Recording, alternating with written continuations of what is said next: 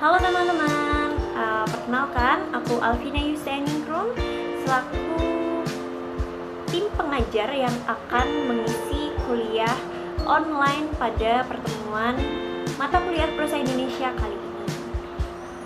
Jadi kalian mungkin bisa panggil aku Miss Vina. Untuk pertemuan online kali ini kita akan membahas tentang unsur intrinsik dan ekstrinsik pada karya sastra. Ayo, pasti kalian udah familiar banget nih sama unsur intrinsik dan ekstrinsik. Aku yakin banget kalian dari SD, SMP, dan SMA, kalian pasti selalu menemukan unsur intrinsik dan ekstrinsik ini. Mungkin di jenjang sekolah dasar, kalian cuman membahas tentang tema, tentang alur, secara garis besar sebuah cerita. Jadi sekarang kita akan mengulik apa itu unsur intrinsik dan ekstrinsik pada karya sastra. Oke, pada sebuah cerita sendiri itu memiliki dua unsur penopang, yaitu unsur dari dalam dan unsur dari luar. Unsur dari dalam ini yang biasanya kita kenal dengan unsur intrinsik, sedangkan unsur dari luar biasa kita kenal dengan unsur ekstrinsik.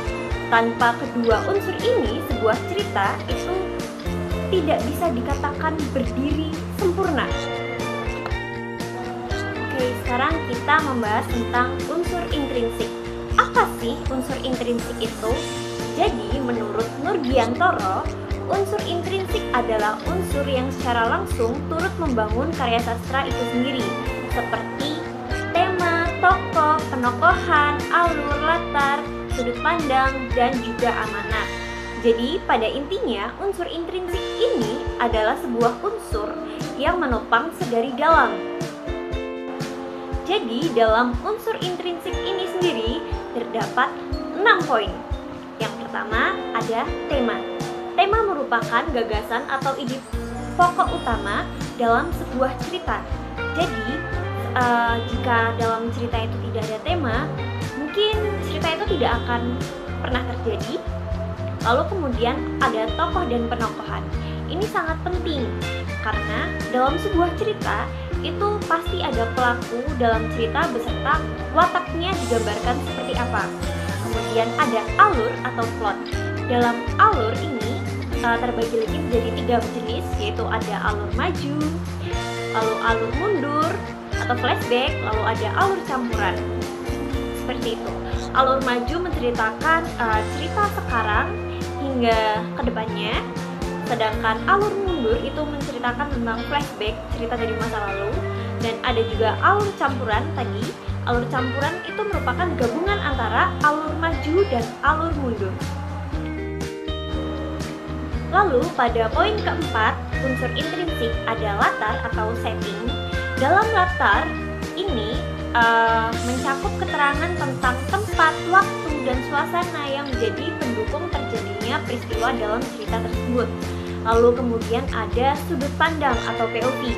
Dalam sudut pandang ini terbagi menjadi 3 macam jenis, yaitu ada sudut pandang orang pertama, lalu ada sudut pandang orang kedua, dan sudut pandang orang ketiga. Sudut pandang pertama ini adalah sudut pandang yang berfokus pada salah satu tokoh saja. Sedangkan sudut pandang orang kedua ini adalah sudut pandang yang melibatkan pembaca sendiri dalam sebuah cerita. Sedangkan untuk sudut pandang orang ketiga ini adalah sudut pandang narator, yaitu sudut pandang serba tahu. Ini adalah sudut pandang yang sering sekali digunakan oleh para penulis cerita. Oh iya, dan maaf, saya tertinggal satu sudut pandang lagi. Dan ada sudut pandang campuran. Sudut pandang campuran ini merupakan sudut pandang yang bercampur. Bisa sudut pandang pertama dengan kedua, atau sudut pandang pertama dengan sudut pandang ketiga. Jadi dalam suatu narasi cerita itu disajikan dengan berbagai sudut pandang. Oke, sekarang kita membahas tentang unsur ekstrinsik. Apa sih unsur ekstrinsik itu? Jadi secara definisi menurut Wellek dan Warren, unsur ekstrinsik merupakan segala hal di luar teks sastra yang mempengaruhi bentuk serta isi karya sastra tersebut. Jadi unsur ekstrinsik ini ini adalah unsur di luar cerita yang mempengaruhi jalan cerita atau makna penceritaan yang terjadi dalam sebuah cerita karya sastra. Dalam sebuah unsur ekstrinsik terdapat 4 poin, yaitu pertama adalah konteks sejarah. Konteks sejarah ini merupakan peristiwa penting yang terjadi di masa pengarang menulis karya tersebut. Jadi konteks sejarah ini merupakan sejarah yang mempengaruhi seorang pengarang menulis sebuah karya tersebut dan masuk ke dalam jalur penceritaan yang ada. Jadi yang kedua yaitu ada nilai-nilai kehidupan.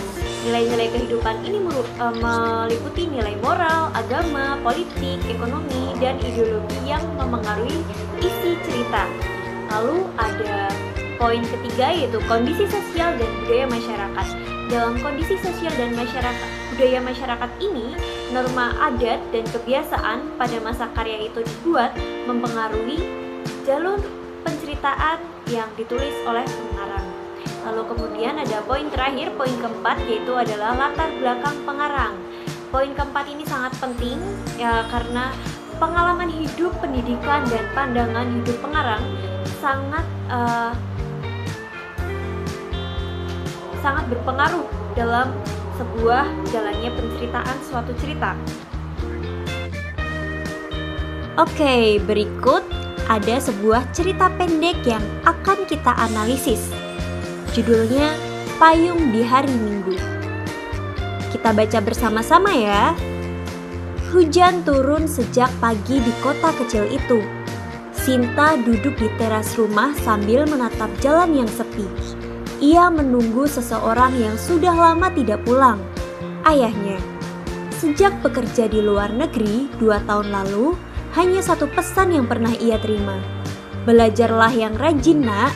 Ayah akan segera pulang. Setiap hari Minggu, Sinta duduk di tempat yang sama, memegang payung biru yang dulu dibelikan ayahnya.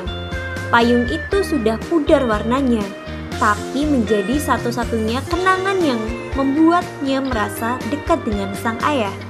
Ketika hujan mulai reda, Sinta melihat sosok lelaki berjas abu-abu berjalan di kejauhan. Ia berdiri, menajamkan pandangan dan payung di tangannya terjatuh. Ayah, suaranya bergetar. Lelaki itu berhenti menatap lalu tersenyum. Untuk pertama kalinya setelah 2 tahun, payung biru itu kembali terbuka menyambut pertemuan yang tak lagi sekedar harapan. Oke, sekarang kita akan menganalisis cerita pendek dari Payung di Hari Minggu. Untuk pertama, kita akan menganalisis unsur intrinsiknya. Jadi, pada cerpen tadi memiliki tema kerinduan dan kasih sayang keluarga, khususnya hubungan antara anak dan ayah yang terpisah oleh jarak. Lalu kemudian tokoh dan penokohan, ada Sinta sebagai tokoh utama, yaitu seorang gadis yang digambarkan sabar, penyayang, dan penuh harapan. Lalu kemudian ada tokoh kedua, yaitu ayah, tokoh tambahan, pekerja keras yang mencintai keluarganya dan terus mengusahakan hal-hal baik untuk keluarganya. Kemudian watak Sinta di sini digambarkan melalui tindakan yang selalu menunggu dan menjaga kenangan ayahnya. Kemudian ada alur atau plot. Dalam cerita ini memakai alur maju karena peristiwa berjalan kronologis dari awal hingga akhir tanpa kilas balik yang ada. Lalu kemudian untuk latar atau setting yang dipakai, yaitu latar tempatnya berada di rumah dan jalanan kota kecil. Kemudian waktu yang diambil itu berada di hari Minggu pagi saat hujan turun. Kemudian suasana yang diceritakan yaitu sepi, rindu, haru, dan bahagia di akhir cerita. Lalu untuk sudut pandang yang dipakai merupakan sudut pandang orang ketiga terbatas. Pencerita tahu apa yang dialami Sinta, tapi tidak seluruh tokoh lain digambarkan dalam cerita ini. Lalu kemudian yang terakhir ada amanat. Amanat dalam cerita ini yaitu jangan pernah berhenti berharap dan percaya pada cinta keluarga. Jarak tak selalu memisahkan hati. Begitulah unsur intrinsik pada cerpen Payung di Hari Minggu. Lalu sekarang kita akan menganalisis unsur ekstrinsiknya, mulai dari latar belakang pengarang secara kontekstual. Cerita ini menggambarkan fenomena sosial banyaknya orang tua yang bekerja di luar negeri demi keluarga, hal yang sering terjadi di masyarakat Indonesia. Pasti teman-teman di sini sudah familiar dengan hal ini. Pasti hal ini begitu dekat dengan budaya kita di Indonesia. Lalu kemudian ada nilai sosial, yaitu mengajarkan pentingnya kesabaran, ketulusan, dan arti keluarga di tengah keterbatasan ekonomi yang ada. Lalu nilai moral di cerita ini yaitu setiap pengorbanan akan berubah jika dilakukan dengan cinta dan keikhlasan. Yang terakhir, kondisi sosial budaya yang digambarkan dalam cerita ini menggambarkan realitas kehidupan keluarga pekerja migran Indonesia, di mana hubungan emosional tetap dijaga meski terpisah jarak. Oke, sebelum masuk ke kuis, Miss mau memberikan clue tentang kuis hari ini. Kalian sudah nggak familiar kan dengan cover buku yang ada di samping Miss ini? Yap, benar. Ini adalah cover buku pulang karya Leila S. Chudori yang akan menjadi bahan pertanyaan di kuis hari ini. Pertanyaan mini kuis hari ini adalah, dalam novel Pulang karya Leila S. Chudori, kerinduan Dimas Suryo terhadap tanah air tidak hanya menjadi konflik pribadi, tetapi juga mencerminkan kondisi sosial politik Indonesia pasca peristiwa 1965. Berdasarkan hal tersebut, hubungan antara unsur intrinsik dan ekstrinsik yang paling tepat adalah A. Tema kerinduan tokoh utama. Intrinsik memperlihatkan pengaruh kondisi politik Indonesia pada masa Orde Baru. Ekstrinsik. B. Amanat tentang pentingnya keluarga. Intrinsik dipengaruhi oleh pengalaman pribadi Leila S. Chudori sebagai jurnalis. Ekstrinsik. C. Latar tempat di Paris. Intrinsik menggambarkan perkembangan sastra global pada masa itu. Ekstrinsik. Atau D. Tokoh Dimas Suryo. Intrinsik menunjukkan pengaruh nilai-nilai feminisme yang tumbuh di Eropa. Ekstrinsik. Ya, jawaban yang benar adalah A. Tema kerinduan tokoh utama secara intrinsik memperlihatkan pengaruh kondisi politik Indonesia pada masa Orde Baru, atau secara ekstrinsik.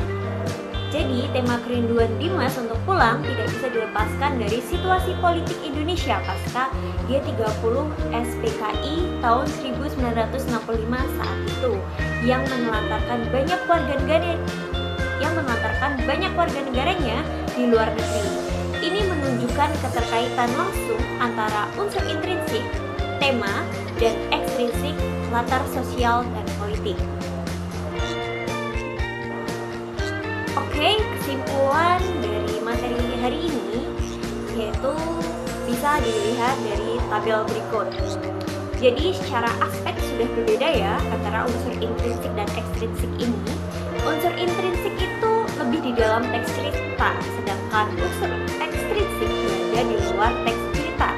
Secara fungsi pun mereka berbeda. Intrinsik membentuk struktur cerita, sedangkan ekstrinsik mempengaruhi isi dalam makna cerita. Sebagai contoh yang sudah kita bahas tadi. Jadi mungkin sekian kelas prosa Indonesia pada pertemuan ketiga ini. Miss Vina pamit undur diri. Terima kasih semua yang sudah meluangkan waktu di kelas ini. Sampai jumpa di kelas berikutnya.